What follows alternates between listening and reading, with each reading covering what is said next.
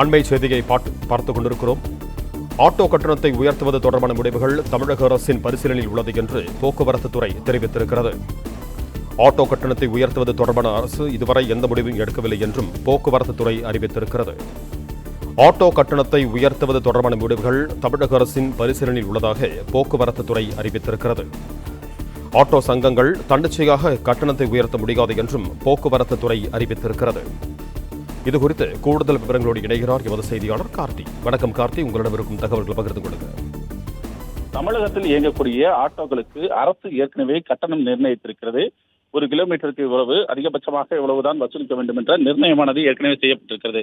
இந்த சூழ்நிலையில் வருகிற பிப்ரவரி 1ஆம் தேதியிலிருந்து ஒரு சில ஆட்டோ சங்கங்கள் ஆட்டோ கட்டணத்தை உயர்த்த இருப்பதாக அவர்கள் அறிவித்திருக்கிறார்கள் தன்னிச்சையாக.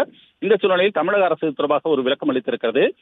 கட்டண உயர்வு தொடர்பாக தமிழக அரசு இதுவரை எந்த முடிவும் எடுக்கவில்லை என்றும், அதே நேரத்தில் கட்டண உயர்வு தொடர்பான அந்த நடவடிக்கையானது பரிசீலனையில் இருப்பதாக அரசு தெரிவித்திருக்கிறது.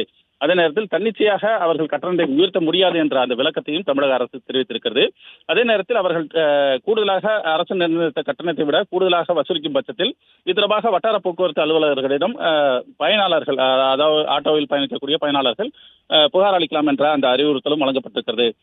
அதன் அடிப்படையில் நடவடிக்கை எடுப்பதற்கு அரசு தயாராக இருப்பதாகவும் தெரிவிக்கப்பட்டிருக்கிறது. எனவே ஆட்டோக்களுக்கு கூடுதலாக கட்டணம் நிர்ணயிக்கக்கூடாது, ஏற்கனவே அரசு நிர்ணயிக்கப்பட்டிருக்கக்கூடிய அந்த கட்டணத்தில் தான் இயங்க வேண்டும் என்று போக்குவரத்து துறை தற்போது விளக்கம் அளித்திருக்கிறது.